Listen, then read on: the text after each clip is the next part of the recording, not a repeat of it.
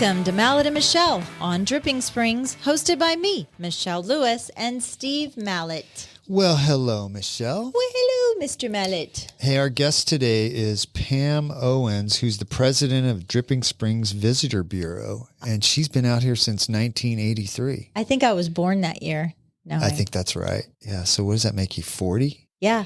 Oh, yeah, that's right. That's about right. That's about right. Yeah, lucky you. Hey, you remember a couple weeks ago we did a story about the $150 cups of coffee sold at Proud Mary? Oh, yeah, and I got in trouble because I said that Starbucks started in Portland. Portland instead of Seattle. Shame on you. Yeah. So that coffee was called Black Jaguar Geisha, and they have stores in Portland, or a store in Portland, a store in Austin, and a store in Australia, believe it or not.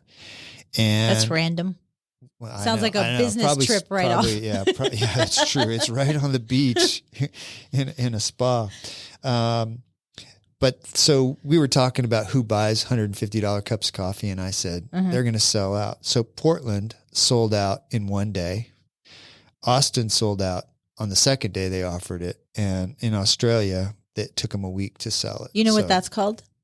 Capitalism. Capitalism. Isn't that what they riot in Portland? Yeah, that's true. That's true, isn't it? Yeah, in Portland, they're all spending $150 on a cup of coffee. Yeah. But the gist of all that is that the people in Australia are smarter than the people in Portland and Austin because it took them a long time to sell out. They're still stupid because they spent $150. $150 on a cup of coffee. I wonder what a $150 cup of coffee tastes like. Like Starbucks. Does it still, like for me, it still would have to have like 3/4 milk. Yeah, half a tub of sugar. That's right. Yeah. What do you think's the most glamorous city in the U.S.? If you had to pick one, what do you think it would be? Glamorous. I would think, I would say between New York City or Beverly Hills. I'm just strictly thinking fashion. So Beverly Hills would be Los Angeles. Yeah, LA, but it's like it's a suburb of LA, right? Yeah, Beverly Hills. yeah. But I would say New York City, like people are very fashion forward there. Yeah, I would agree with that. I came across this article on a website called Lawn Starter about 2023's most glamorous cities in the U.S., and the metrics were share of $1 million homes, access to Michelin-starred restaurants, and the number of exclusive yacht clubs, which I think that's kind of a weird metric. I would think then that's got to be San Francisco or some place in California, San Diego, San Francisco. But I would think, fashion, glamorous. I think of fashion. Yeah, I'm not maybe thinking shopping. Yeah, but that's the metrics that they use. So stupid. Number one, you said it, New York. Number two, Los Angeles. Okay. Beverly Hills. Number three, San Francisco. Oh, look, I'm 3 for 3. Nailing it. Yeah. What do you think 4 was? Probably Aspen or Miami. Oh, you know what? I actually had Miami, but if it was gaudy fashion, because I was thinking I was thinking gaudy, like I was like Miami wouldn't Pastels, even. Yeah. A couple other noted ones. Las Vegas at 6. I was like, Las Vegas is like the least glamorous city I've ever been to. Have you seen people walking around Las Vegas? I know, that makes me feel good. Yeah. I know. Yeah, there's no glamour in Las Vegas. Houston was 7. I know. Atlanta, Dallas, Washington, D.C. Yeah, Hotlanta. Seattle. And believe it or not. Seattle. Yeah. The home of the birthplace of grunge. Exactly, yeah. Seattle is 11. And believe it or not, I've been to Portland twice in the last year. Portland beat us out. Portland was 14. And Austin on this list, which I think Austin's a pretty glamorous city, was 16. Well, but they're glamorous, or what were the metrics? It was food, houses. Food, $1 million houses, and yacht clubs, which we don't have any yacht clubs. Yeah, but still, it's like Portland is not a glamorous. I don't even know. I was trying to think, okay, there's got to be a part of Portland that I didn't know. We went downtown where all the action's supposed to be. It's a pit. Yeah. It's dirty and disgusting. It's not glamorous at all. You know what? I'm probably going to get in trouble now because maybe Portland was the birthplace of grunge. And that's probably true. It wasn't Seattle. I don't know. Send us those messages, folks. Who cares? Yeah, but when you send us a message, leave us a review because we need your reviews. And please. Miami would be I could see the yacht clubs, but more of like fashion fashion and be like, fabulous. Yeah. Hey. Yeah, it's not necessarily like glamorous. Austin, you got some work to do to be up there on the glamour list. Where are we on the hipster? I want you to do that story next. Where are we in the hipster metrics? The hipster metrics. Are we high on the hipster metrics? I don't know. I just made it up. We're going to, according to Michelle's metrics, we are. Well, we got to do some research and on Sedona. That. Yeah. I have I sit on I'm a commissioner on the Historic Preservation Commission. I don't think you've ever publicly said that. Have I not? No. Okay. I joined, I guess it's been a year now, and which is a great board if you want to sit on it and understand what's happening in downtown Dripping Springs, because there's 3 historic districts in Dripping. Most people don't know that. And where are they? Well, there's the Hayes, there's the Central Dripping, and then there's Old Fitzhugh. Oh, and so what is your primary role on the Historic Commission? So there are properties in those historic areas that have historical significance, and that those are been determined by this over time by this Historic Pres Commission.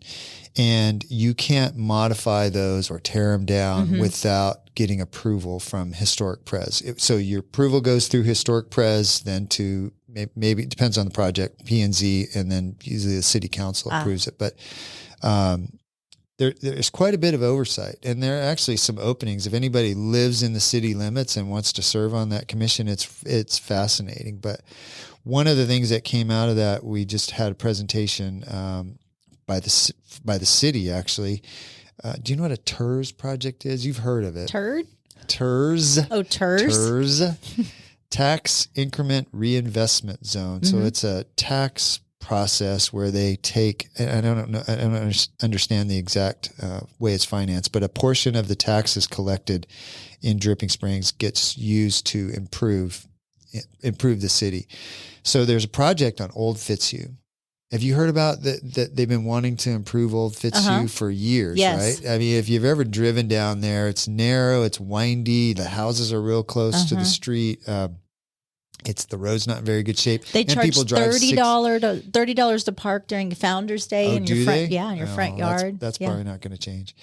But so this project is they're going to put sidewalks and walking trails all up and down Old Fitzhugh. Make it more walkable? Make it more walkable. They're moving the whole road east, I think it's 12 feet. So they have to move all the utilities to one side, and there's going to be a combination crushed granite and sidewalk all the way from Mercer all the way up to Ranch Road 12 where Old Fitzhugh. I think that's a great idea because our downtown is lacking. It really is. And this is a huge project. It makes me sad because Dripping Springs is such a beautiful place, and it's just really our downtown is one block. I know. And it's not Mercer. It was just it's not just, up and down Mercer. It's just that one block from. Well, this will bring Old Fitzhugh to become part of our downtown. And there'll be these trails, sidewalks, there'll be parking, there'll be traffic calming. So there's some places where the road gets wider and narrower, so people have to slow down. Traffic calming? That's what they call it. So they sit there and they're like, shh. They pat their back. They have a big speaker on there. Somebody comes out and burps the cars as they go by.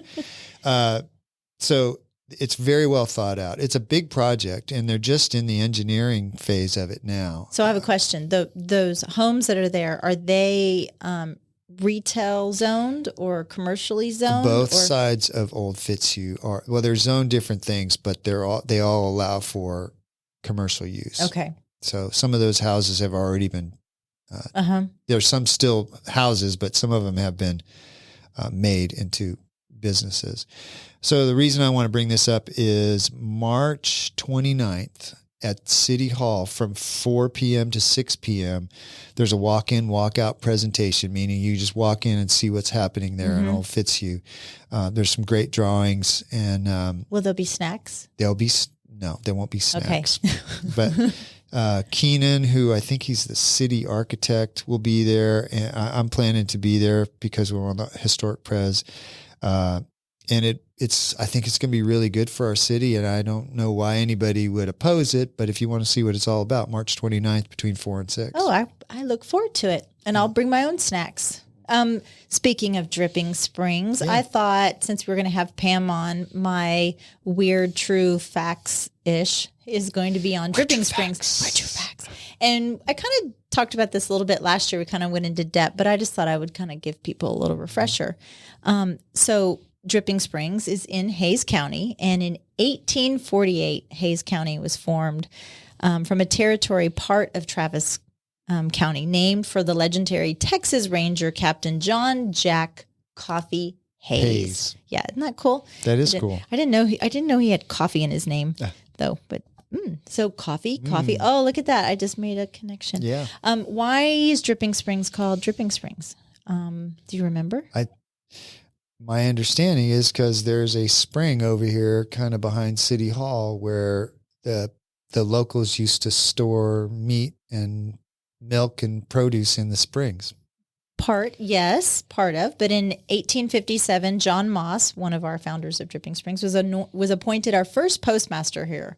Oh. And his wife, Indiana, but people called her Nanny Moss, named us Dripping Springs because we needed a town name after the Milk House branch of the Edwards Aquifer. There you go. It was a gathering for the Tonkawa Indians. That was really cool. Yeah, that is cool. And we were just talking about how everybody now kind of knows Dripping Springs. You used to say, "Where are you from?" You'd say, "Oh, Austin, a little town right outside of Austin." And now it's like people know Dripping Springs. So that was 1857. So Dripping Springs is 160 years old. Is that right? Don't look at that's math. I think it's 170 Don't look at me. That's kind of crazy. I didn't think we'd been around that long. One of the cool things I also read about it was the last known Indian raid that happened here in Dripping Springs was in 1872. And it is believed that Dr. Pound, who is also, the Pound House, who's considered one of the first physicians of Hays County, was spared from these Indian raids because he administered care to the local Indians. Really? So they kind of just left his family alone, I guess. That's cool. And their original homestead is still there. The house in Founders Park. Mm-hmm. Yeah. And so then now we're kind of going into we'll talk about this with Pam. What are some of the cool destinations that people come to Dripping Springs for? Of course, our weddings and things. But one of the things when you look at Dripping Springs, it pops on Google, besides back when I used to Google Dripping Springs, maybe 10 years ago, it was a circle of naked people. I remember that. And I don't even know why it was a circle of naked people. It was like the number one image that came up. Yeah, I can't even find it anymore because, trust me, I deep dived. I tried to find it. I couldn't find it. And it wasn't a circle of very attractive It wasn't. people. It wasn't. But Hamilton Pool is one of the first things that pops up, which I find interesting because it's actually run by Travis County. I keep saying country. But Hamilton Pool dates back 8,000 years. Really? Yeah. So in the 1860s, Morgan Hamilton owned the plot of land. Okay. Along with his brother, Governor Jackson Hamilton, this was the funny thing, and I probably could have Googled and found out. Something said he was the 11th governor of Texas, and another one said he was the 10th governor of Texas. So I don't know. He was a governor. Maybe he was both. Yeah, maybe he was both. But then after that, in the late 1880s, German immigrants bought it to raise sheep and livestock. And do you know who that family was? If the Hamilton Pool is full, you can go next door to Reimer's Ranch. Yeah, the Reimers family then bought it and saw it as a rare opportunity to transform the land into a recreational watering hole. That's cool. Isn't that cool? But then in, I think it was 1985, Travis County purchased it from them. The Texas Parks and Wildlife bought it, and Texas Parks and Wildlife said that Hamilton Pool was the most significant natural area in rural Travis County. But there's 232 acres out at Hamilton Pool. It's interesting to me how people have the foresight to do things like that.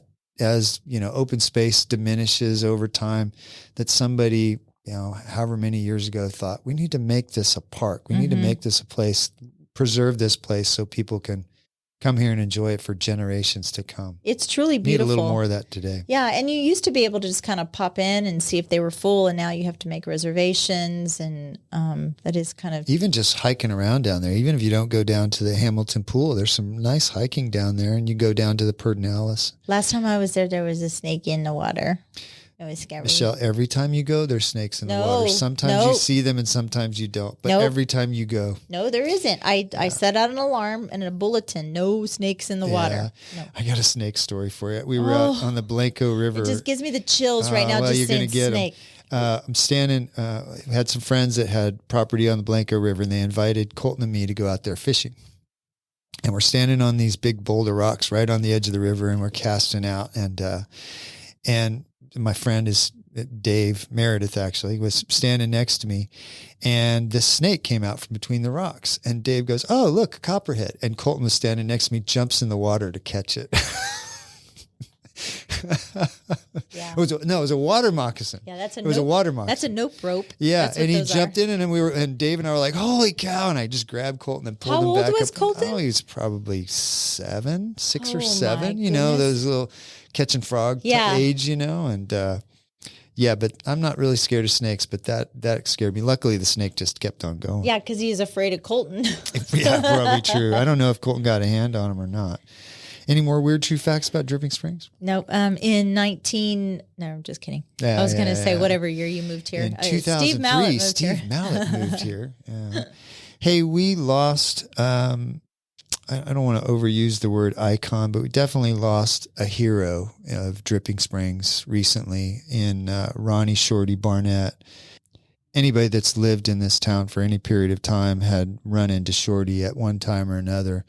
And he graduated from high school and joined the Navy at 17 and went off to fight in the Vietnam War. And he was a huge proponent of the veterans and really active in the VFW here.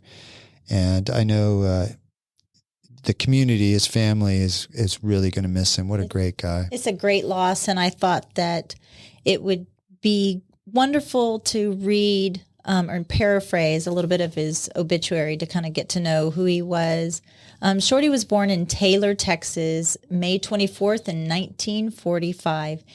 He grew up in several towns across West Texas as the second of 3 boys. Shorty decided early on that he wanted to see the world. He figured the best way to do so was to join the military, and with the help of his father, he enlisted in the United States Navy at the age of 17. Shorty served aboard the USS Rupertus. I think I'm saying that right. And was a proud Vietnam veteran. Following his naval service, Shorty returned to Texas where he met and married Pat. Shorty and Pat have 3 sons, Rick, David, and Eddie. Shorty and Pat moved to Dripping Springs in 1986, where they quickly became involved in the community. He was a beloved member of Sunset Canyon Baptist Church, and he was on staff for 17 years, where he took care of anything and everything that needed done and loved a whole lot of preschoolers along the way. Wow. He was a founding and active member of the American Legion Post 290, VFW Post 2933, and also one of the founding members of Patriots Hall, and took great pride in being a veteran. He loved participating in the various Veterans Day activities across Dripping Springs ISD, and his lap was often full of claiming Shorty as theirs. Obviously, Shorty, it was a great loss. I've met him several times, got to visit with him, and you will be missed, Shorty. Super guy, yeah. He was the original inspiration for Patriots Hall. He put up handwritten flyers or hand-typed flyers all around Dripping, looking for property that where he could get this idea started. So he was a founding member of that. But, well, we wish you Godspeed, Shorty Barnett, and rest in peace. Here is Shorty in his own words. Good morning. Veterans Day 2020 is caught up with us, and each year we give a little programs at the schools, and this year it's a little somewhat different. We can't do that, so won't make too many mistakes maybe. But my story began back in 1963 in about February. I walked out of the school here in Dripping Springs, going to service. I went in the Navy and done my basic training down in San Diego, 1963, and a little old boy that used to chop cedars and work for ranchers around here was a little different. But the journey was sweet. It was sour at times, a lot of sadness, a lot of happiness, and But we were in the Formosa Strait when Vietnam actually kicked off big time, and so I was there when it started, and somebody mentioned that maybe it was my fault. So, of course, it was a joke. But anyway, been in the Navy. I served aboard a destroyer, the DD-851, the USS Rupertus. And our main objective was catching boats, fishing boats that were carrying contraband, weapons, prisoners, and even high-ranking North Vietnamese soldiers. So we worked the Saigon River and the Tonkin Gulf and have to go below decks in some of them fishing boats. It was such a chore. Most of the guys were too big, so they would always holler, well, get that little short guy up here. He can do the job. And after a couple of months of that, the name stuck, Shorty. So I've carried that name since 1964, and I'm proud to have it. It was earned. So anyway, I served until 1969. That was my discharge date. And but it was a fun journey. Like I said, it was sad and happy times. But since then, I've had to go and perform memorial services for some of the buddies that I served with, and that's some of the sadness of the whole journey. But anyway, it's proud to be from Dripping Springs and such a community. I've never seen such a patriotic town like this one. I never dreamed it would be like it is today, but we're just proud to be Americans and proud to be Drippers. Thank you.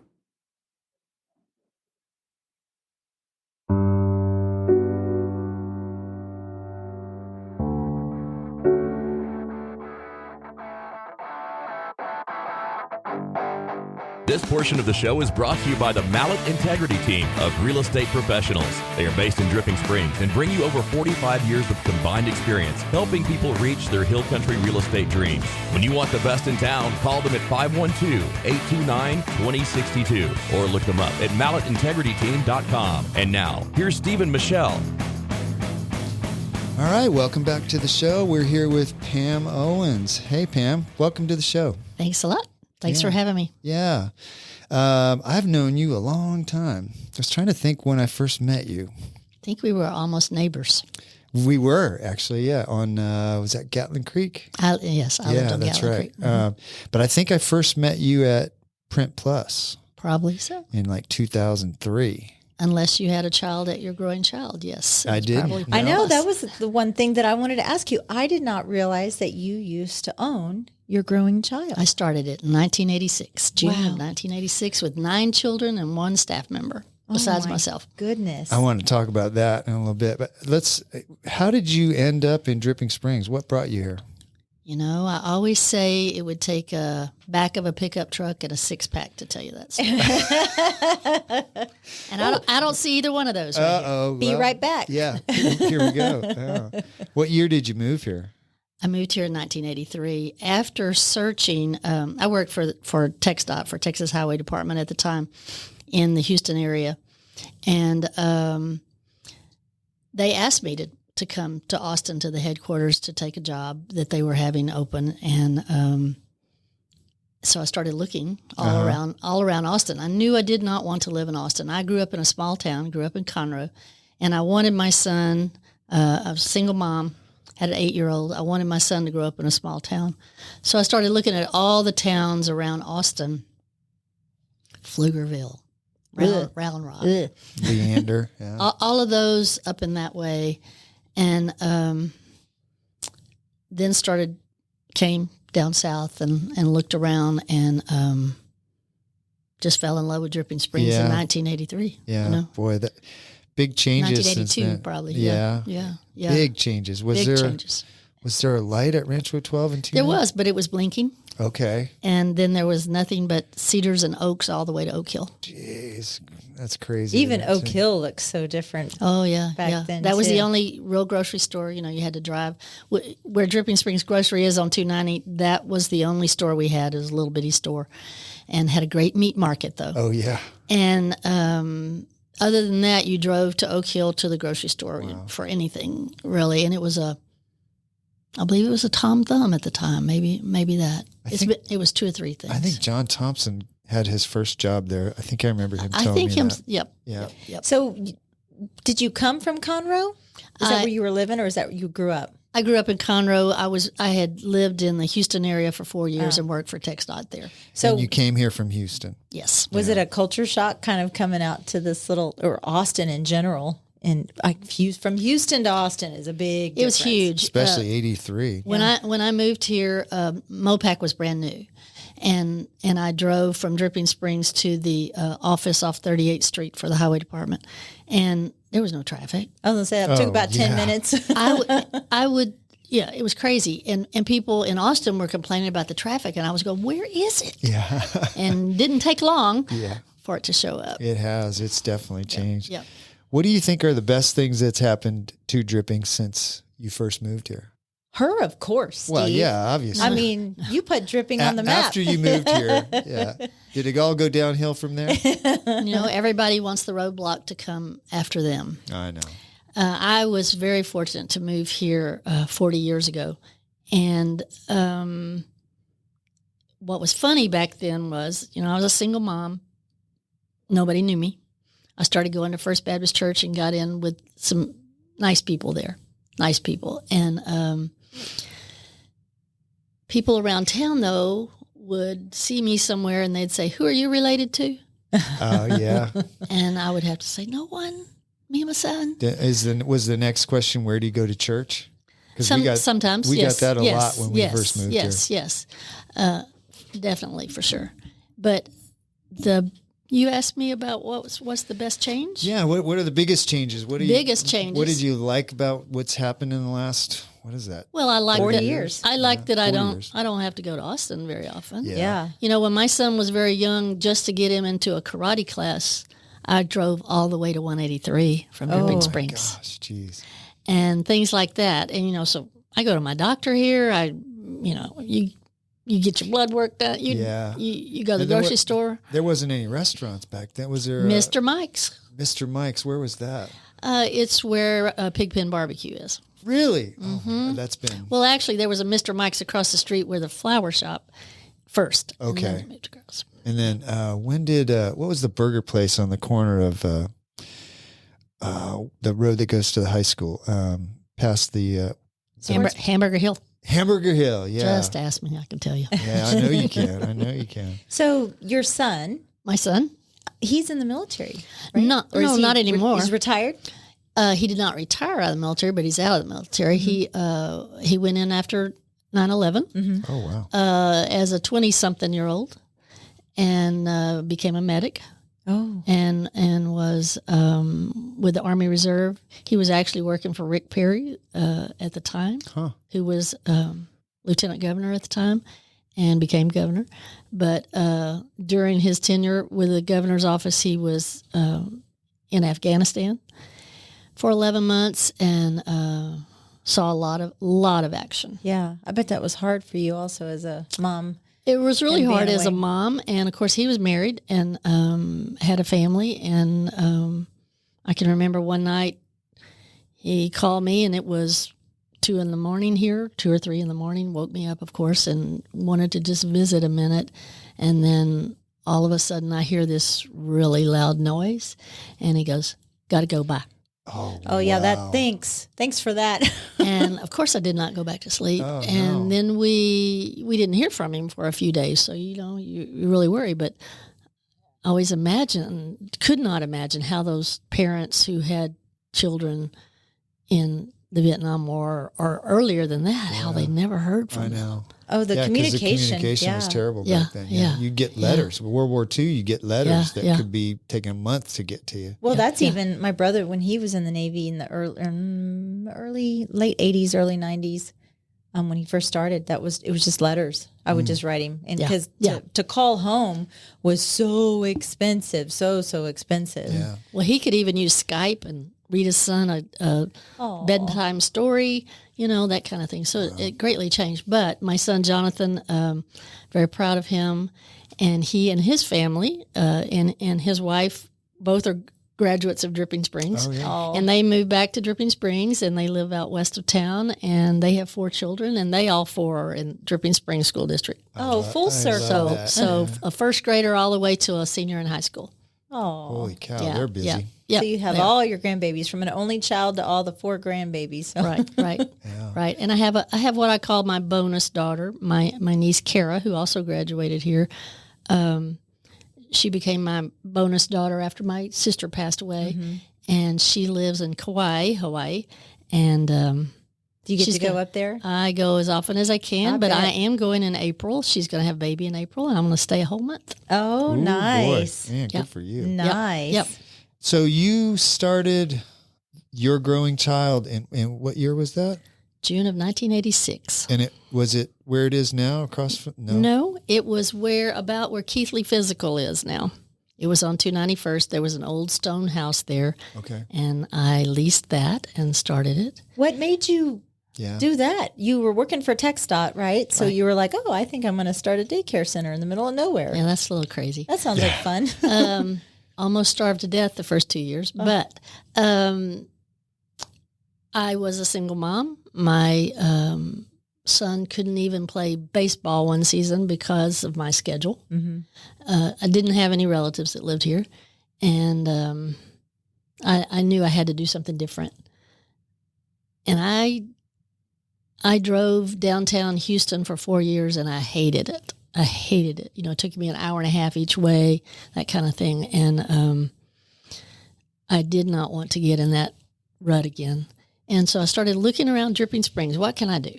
Yeah. I'd never been an entrepreneur or an owner or anything. But I looked at 2 or 3 things, and one of them we still need, and that's a washateria. Yes. Yeah.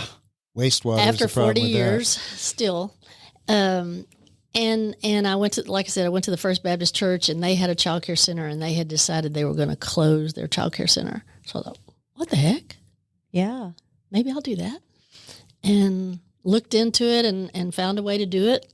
Still to this day, I think it's a God thing, because I don't know how it happened. I was going to say, there's no training. You couldn't get on YouTube back then and figure out how to start and you have to have a license, daycare. and you have a lot of hoops that you have to go through, but managed to do it. And you owned it for 10 years. 10 years. We moved from that building to where it presently is today. across from where Goodwill is. Goodwill, right? And expanded. Within 2 years, it doubled the size, and then they have quadrupled the size. And Well, what did you do after that? You sold it, and then sold it. Went back and finished a child development degree. Had to go 2 semesters to finish that, and then went to work for Rural Capital Workforce Development Board as their child development specialist. I did that for 3 years for an 8-county area. And did you like being your own boss with your growing child, or being an employee of that? Which one did you like better? Well, it's kind of always nice to be your own boss, but when you're an entrepreneur, you also have to think about insurance and benefits. And paying everybody else before you pay yourself. Yes, and Uncle Sam and the state of Texas. And I can remember waking up literally on the morning of the 15th going, oh my God, I got to pay taxes today. Yeah. Got to pay taxes. And so it was wonderful doing that, working for somebody with good benefits. And that kind of thing. What was the hardest part about owning your growing child? You had mentioned in your bio that it was the hardest thing you've ever done. What was it the things you just mentioned, or was there other parts of it that made it difficult? Yes, it did not have anything to do with the children. The children were great. Yeah. It's the adults. I was going to say, I was waiting for that that one. actually was a leading question. I figured that we were going the adult.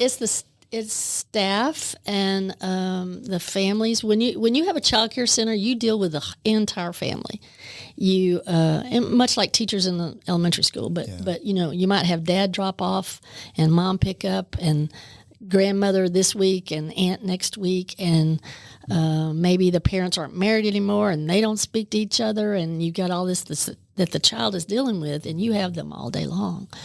And that was a huge issue. You know, sometimes I was a marriage counselor, this daddy sitting in my office crying, you know, and you learn how to work on toilets really well. Things that go. The boss Things has like to that. know And how to sometimes do you everything. have to cook lunch and, you know, all kinds of things. So Yeah. it was I kind of am, this is a bad thing about me, is that my work becomes my lifestyle. And in that job, when you're open 12 hours a day, it really was my lifestyle. And I got exhausted after 10 years. Is that why you decided to sell it? Yep. Yeah. It really was. And you said they've quadrupled it, so there's like 400 kids? Oh, no. I mean, they've quadrupled the space. size. Oh, the size. But they do have about 200 children. Can't That's you hear crazy. them? They're right next door I know, to us. yeah, they are. Yeah, we could walk out back and listen to them. I always thought that was cool, though. It's wonderful. It's Yeah. wonderful to hear favorite- children playing. I think around Halloween, I went to the UPS store and I had to drop something off, and the kiddos were all in their Halloween costume and they were going to the little stores getting candy. And I was like, oh, this is the best part of my day. We This did was that so too. much fun. We did that too. So Yep. then you decided, okay, so I'm done with child development. Now I think I want to own a printing shop? place. Yeah, print shop. Which I had no interest in. But But you did it anyway. I Pam. did.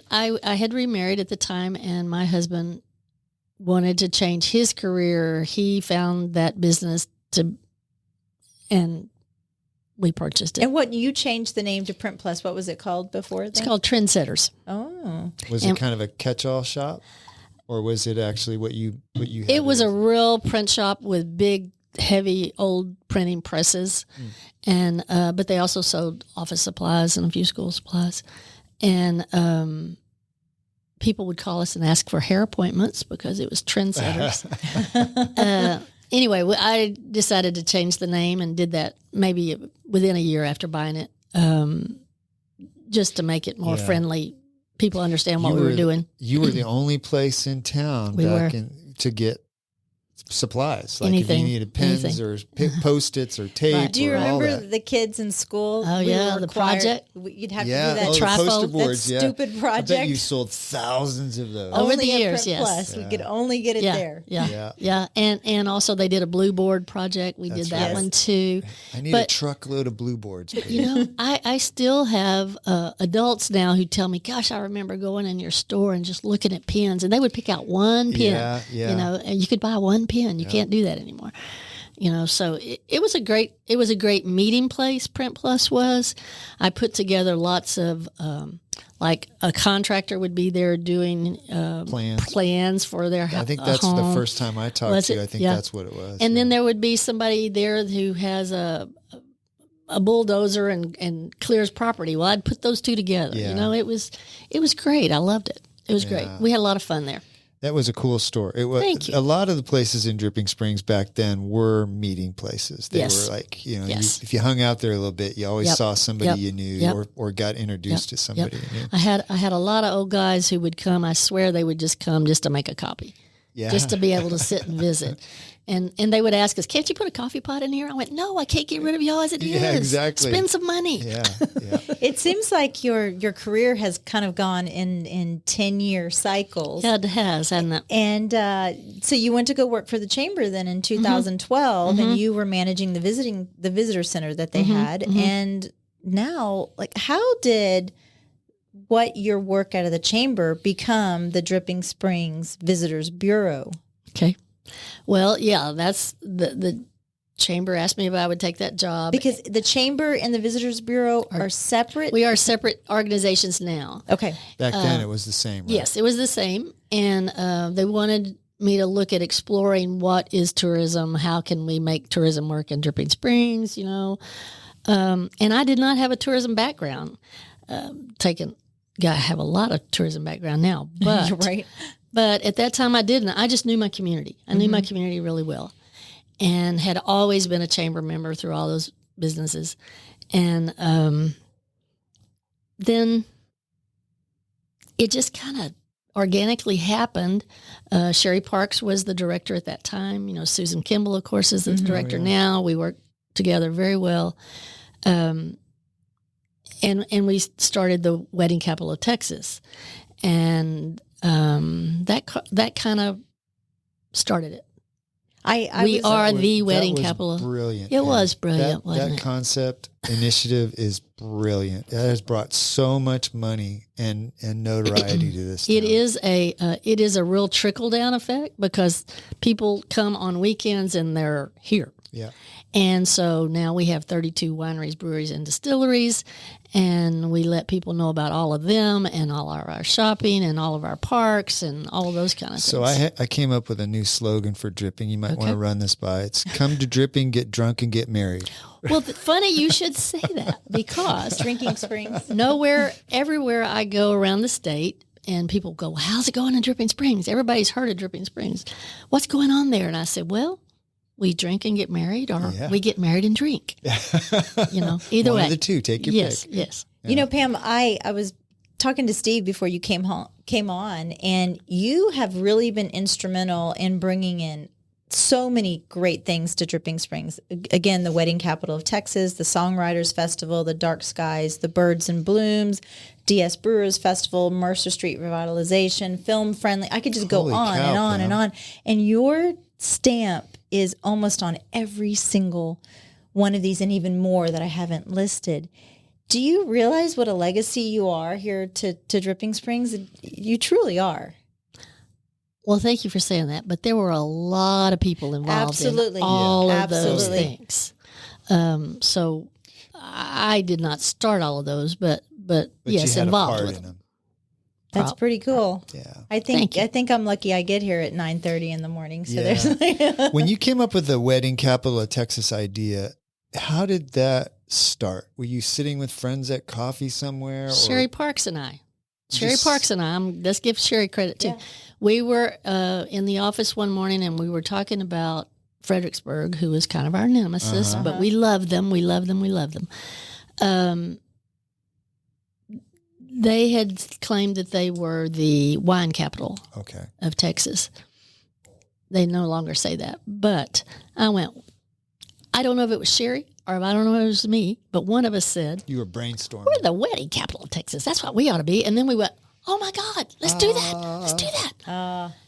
So we, of course, talked with our board and went to an attorney first. We just kept our mouths shut, went to an attorney, got the trademark, and then went to our legislators and asked, can we put this before the House and the Senate? And they did. The House and the Senate, the Texas House and the Texas Senate. You had to get it approved that high up. I didn't know that. Well, we wanted to. Yeah. I didn't know that. And I think, didn't Jason Isaac have a hand in Yeah, we went to him and asked him if he would take it, and he did. So, I thought it was just like a slogan you guys came up with, but it's actually... trademarked the whole... Nobody in this country, nobody can even say they're the wedding capital of North Texas. Really? Or South Texas or whatever. Man, kudos. We're the only one. So what is your favorite activity that goes on in Dripping Springs? What is your personal favorite? Oh, the Songwriters Festival, without a doubt. This will be the 9th year for the Songwriters Festival. It'll be the 3rd year for... the Visitors Bureau Destination Dripping Springs to run it. Didn't the Halfpenny start that? Jim Halfpenny, Lori Halfpenny, and Dave Niemeyer. Oh, that's right. Started that. And after about 8 years, they decided, 7 years maybe, they decided they needed to move on. They moved away. Yeah. The Halfpennies did. Of course, Dave has got his beer empire over here. Yeah. But it was a real chance for us to take it and keep it as something that we wanted to expand for Dripping Springs. We already have been very involved in live music. We have lots of live music. We are a music-friendly community now through the through the governor's office. And we wanted Destination Dripping Springs to be able to hold on to that festival, and it's really become a labor of love for me, and I've gone around the country to lots of other songwriter festivals. So Trying to learn how to do that. it's a lot of fun. R&D, research and development. Exactly. Yes, and, there and you go. fun. Yeah. Are these are the festivals that we have here? Are they money makers for the chamber? Not for the chamber, maybe for the Visitors Bureau. For the Visitors Bureau. Okay, so tell us about that. So now they started out, the chamber and the Visitors Bureau were one and the same. And what year did they split, and what did that look like? In 2016, the Visitors Bureau became a 501c3 organization of its own. A split sounds negative, but it was not negative. We do share the same space right now and have since the beginning. We're going to change some space here pretty soon. And it's over right in front of the City Hall. It's right by City Hall. Yep. The Visitor Center is. And that's...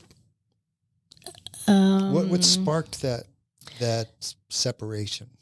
The board at the time felt like it would be better if we had a separate organization because there was so much tourism building, and just felt like it would be a better organization to have two.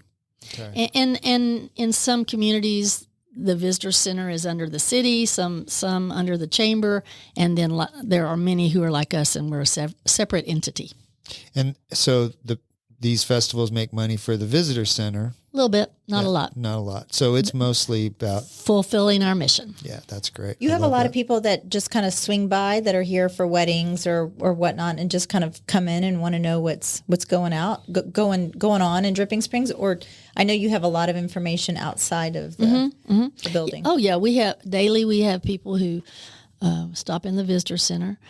I am a visitor center person. When I go somewhere, I know you need to stop.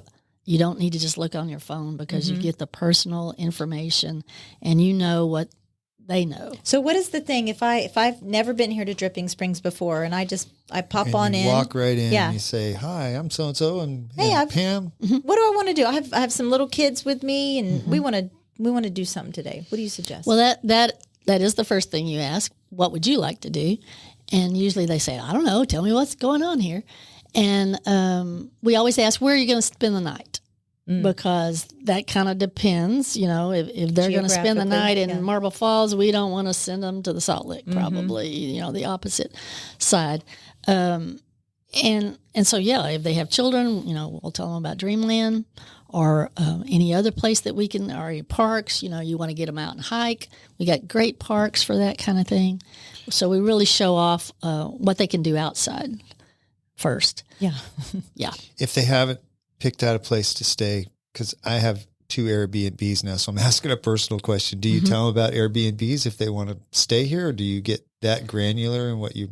I usually don't mention our Airbnbs other than to say we have a whole lot because in our visitor's guide, we have several lodging places that are in our visitor's guide. We do a visitor's guide twice a year. And so that's updated. But lots of times when they ask where they're going to stay, I ask where their event is. So if they're telling me they're in Camp Lucy, I try not to send them to Nutty Brown Road. Oh, sure. Because people are drinking and those kind of things, and I try to keep them close to what they're doing. And so now we have 3 hotels. That's, boy, what a big difference that. Were you instrumental in helping any of those come? Wedding Capital of Texas was. Well, obviously. Yeah. Holiday Inn and Courtyard Marriott said that was the reason, that's the main reason I came. Is the Courtyard open yet? Yes, they opened February 1. Did they do like a soft opening? It's a soft opening right now. They're going to have a ribbon cutting and all later on. Yeah. So the chamber, when you first started in it, was tiny, right? Wasn't it? Because it seemed like when I joined it in like 2005 or something, there was only 25 members, right? Oh no, I'm sure it was way more than that. Maybe only 25 members came to a meeting or something. Might be what it is. But no, it was. What did you join in 1883? With my musket. No. But I know the visitor center and the chamber are separate now. But man, it's grown so much. It really has. Yeah, the good people that have led those, both your group and the chamber have done such a great job bringing new people in. And how about the growth of Founders Day as well? That's crazy. That is insane. And you're really involved in that, right? Founders Day? Well, I'm not that involved in Founders Day. You know, the Founders Day Commission, those people really work hard. Those people, they work all year long. And I can't remember how many people are on that board, but it's pretty big. I'm friends with Dee Marsh, and I say that she's one of the hardest working women in Dripping Springs. She is. It's like, do you ever sleep, girl? She is. She constantly going. But the growth that has happened, I think, you know, what you and Sherry have done, designating Dripping Springs as the wedding capital of Texas, kind of led to this, which led to that, and led to this, and led to that. And then Dripping has become a destination on its own. And who would have thought, when I first moved here 20 years ago. And we were in Nashville, and I mentioned to somebody, we lived in a little town outside of Austin called Dripping Springs, and they said, "Oh, I've heard of Dripping Springs." It's like, really? Yeah, because they've drank our vodka. Probably true. That's probably true. That is probably where they heard the vodka, for sure, for sure. So, what do you do for fun? Are you always on? Do you feel like you're always on? I do feel like I'm always on if I'm in Dripping Springs. Yeah. So I leave town. You mentioned you just got back from Belize. I just spent a week. From Tuesday to Tuesday. Yeah. I missed the whole ice storm, by the way. Oh, convenient. Oh, no, you didn't Way miss to go. anything. Yeah, you didn't miss anything. My flight was the last one that left that morning on Tuesday, the 21st. I mean, the 31st. And you got out just week. in the nick of time. Just in the nick. Yeah, because that night was when it really started getting bad. So I hear that you have a little bit of an announcement to make. I do. Also. What is that? I am going to retire on March 31. Holy cow! I know. What is this town going to do without you? What are you going to go do? Well, I'm going to go spend a month in Hawaii after that. This town will be great. I'm not moving away. I'm just quitting my job, but this town will do great. The board is busy trying to find a good replacement, and the town will do wonderful. They have big shoes to fill for yes, sure. Yes, they do. And there are some great people here that will step up. Sure. Yeah. They will. I'm sure there will be lots of eyes on that poor person that first starts. You're just a staple in this town. Everywhere we go, there's Pam. Oh, look, there's Pam. It's not an event if Pam's not there, for sure. I'd agree with that. Yeah. Pam, right before we got on, you said something about social media. We were talking about it. And are you good at social media? I'm fair. Fair. I am only fair. I have a wonderful staff member and had a great one before her, Sam. Samantha works for us now. She's only been there about 6 months, and she is really good at social media. Yeah. Do you like it, though? Like for myself, like or to work in it? Yeah. Do you like working in it, or do you like it for yourself? I don't do much personal Facebook or Instagram because I always look at it from the work end and what it's doing. And so I figure nobody wants to know what's going on in my life. So I don't put my stuff up there very often. That's the way I feel. So, well, now you're going to have to, because if you're retiring, I might start doing more. We're going to have to see what you're up to. It's not like like you said, you're not disappearing. You're not moving from Dripping Springs. But I plan to be going a lot. Yeah.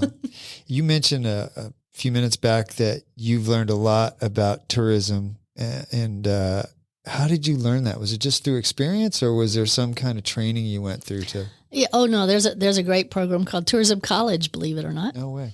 And it's a 3-year program, and it's a real immersion thing. You go and you're with other people in your industry from around the state, and so you develop some great relationships with your colleagues because you're there for 3 years with them.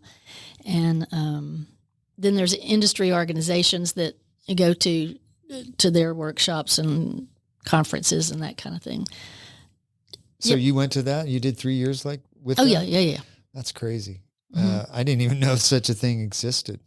Oh yeah, I've been attending the College of Steve Mallett for 8 years. Yeah, there's no Have you learned graduation anything? from that, Michelle. Learned so much. That's a lifelong college degree right there. So much.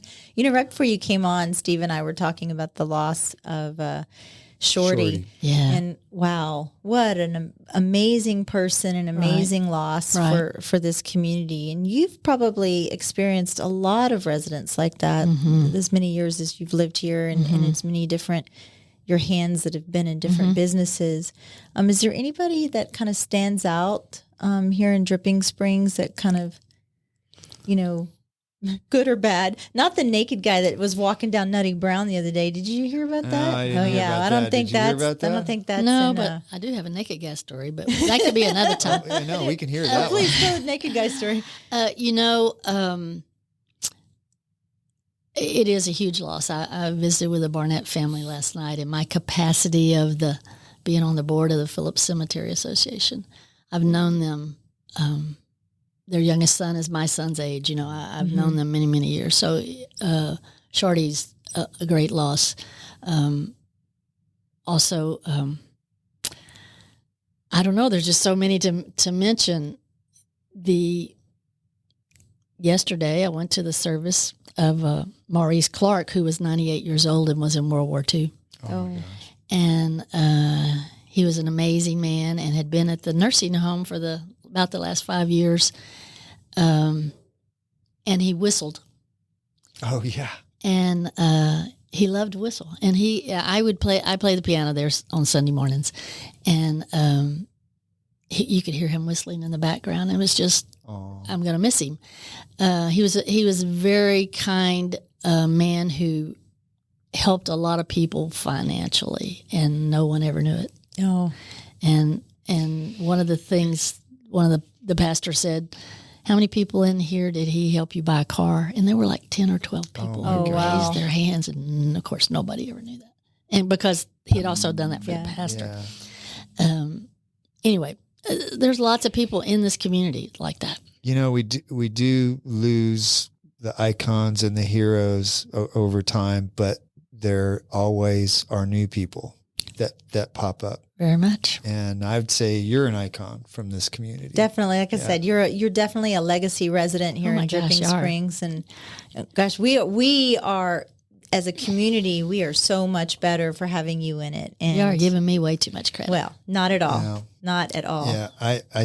I think when you are somebody like you are, it's hard to realize the impact that you've made. But you've impacted a lot of people in this community. And I'm glad that you came on our show. Absolutely. We are so honored that you got to spend your afternoon. Your computer crashed and everything else, and time to retire. Did you do that on purpose? No. Did you spill your coffee? It won't be fixed until April 1st, the day after I retire. I've got 6 busy weeks. I need that computer. Yeah. Well, I want to check in with you in a couple of years and see how retirement's going. That's right.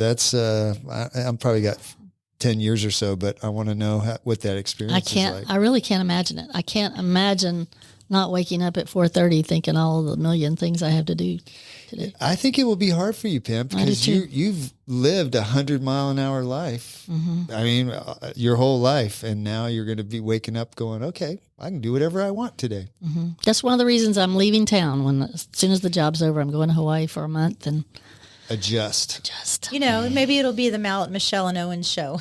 Yeah, there you go. Yeah, we could start 2 podcasts. That's right. Yeah. That's right. Thank you so much for joining us today. I really appreciate you coming in. I have tried to nail you down for this for a while now. So, like 6 weeks out of your retirement, I finally got it. Yeah. Yeah. Well, thank you for coming on the show, Pam. You're welcome. Thank you for asking me. This show has been brought to you in part by the real estate pros at the Mallett Integrity Team. When you're looking to buy or sell, you need them on your side. Why settle for less when you can have real estate done right? Give them a call at 512-829-2062 or get more info at mallettintegrityteam.com. You know you like us, so go now to Apple Podcast or Spotify and leave us a review. Why don't you? We love your feedback and comments. Email us at mallettandmichelle@gmail.com.